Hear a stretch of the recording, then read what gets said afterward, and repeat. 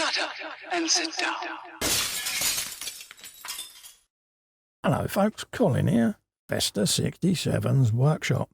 Welcome to issue 109 of Build Your Own Ford Mustang Shelby GT500 from the year 1967 from our good old pals at DeAgostini.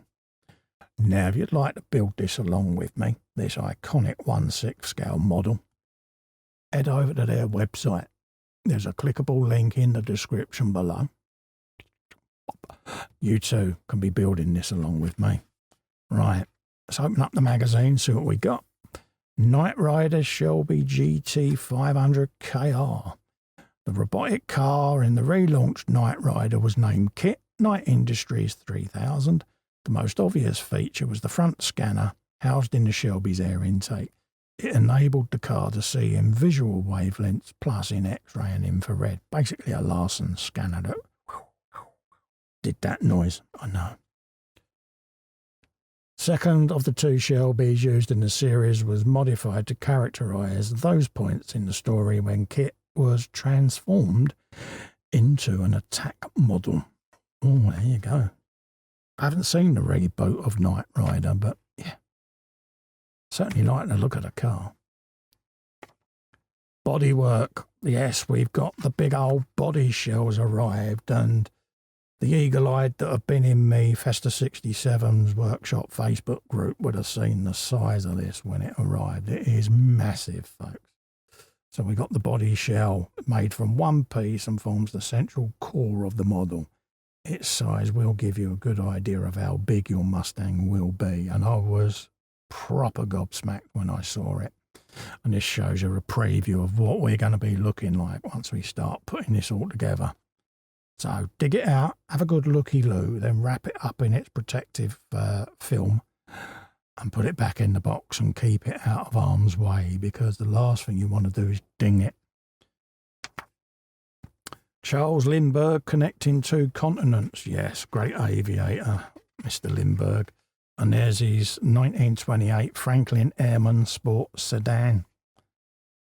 He was 14 years old when he first drove his family's 1917 Saxon 6, and the one that appeared in the 1929 film The Country Gentleman. One of Charles Lindbergh's favourite cars was the 27 LaSalle convertible. They built very elegant cars such as this 350 convertible Coupe 1 from 1934.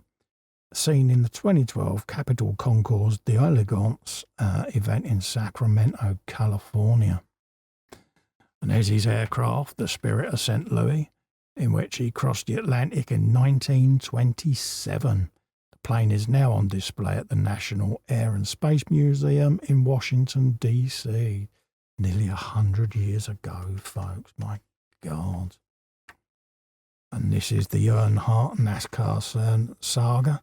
Ralph Earnhardt was the founder of the Earnhardt dynasty and the first driver in the history of NASCAR to have fitted tyres of different sizes on each side of the car. Here he's seen driving a Pontiac Tempest in a race that took place in the Daytona International Speedway in '61. Makes perfect sense, really, when you think about it, especially going around on ovals. Because am I right in thinking they adjust their suspension and camber to account for the steepness of the ovals? So, yeah. Quite tragic, some of the things that have happened in the family, bless, but it's all in the magazines. Give them a read, folks. And yes, sadly, Dale Sr. was taken from us in an accident as well, bless him. There's Dale Earnhardt Jr. there, bless his heart. And the Busch Series and 23 in the NASCAR Series, here he's driving his car in Speed Weeks 2008. So that's the magazine done, folks. So we'll put that to one side, and then when we come back, we'll have a nice goody looky-loo at the body shell, and then we'll put it away, folks. Right. As you can see, we've got the body shell on the bench, folks. Absolutely massive. And this came with issue 109. Yeah, for size comparison, there's a Vesta's rather large hand and his screwdriver. It's huge. proper takes up the whole bench, hence why I'm recording on the webcam at the moment, folks. Okay, so we're going to scoot forward to issue 110 as well. And this is some of the little side ducts and scoops and all of that, folks. Okay, let's get this open and we'll get some of these in place, peeps. Now, from what I remember, these are handed as well. So, yeah, for the other side. So, powers of deduction, these should be the correct ones for this side.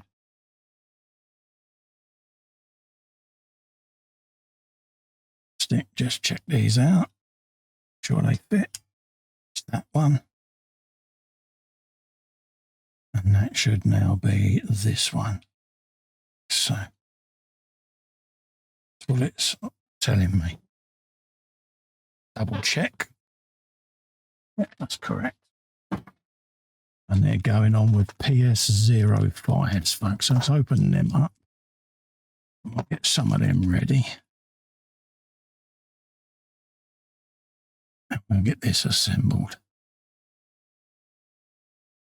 Move them out of the way for a moment. Let's fold my knife up a minute. And we'll get these in place. Let's just drop that off there and move those to, I'll spin the shell up the other way. And then we can get that in place, I reckon. Do that. And we'll start, I think. Don't over tighten because we're going into plastic. So we want 2 DS08s. Or DS05, should I say. The top one.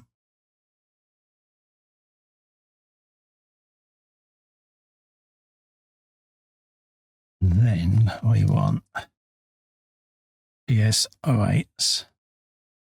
The bottom one, because it's got the washer built into it. So I'll grab those.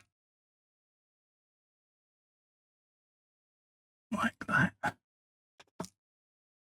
Bit of oil.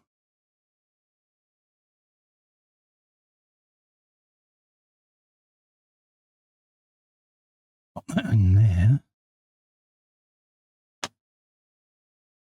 And then we can put that one in place then. Like so. Grab that on the screw. That. And that's ready now for the next one. So let's turn you round. And that's that in place. And what that now gives us is it gives us body shell. There's some serious scoopage going on the sides there. Look at that. Yeah, beautiful.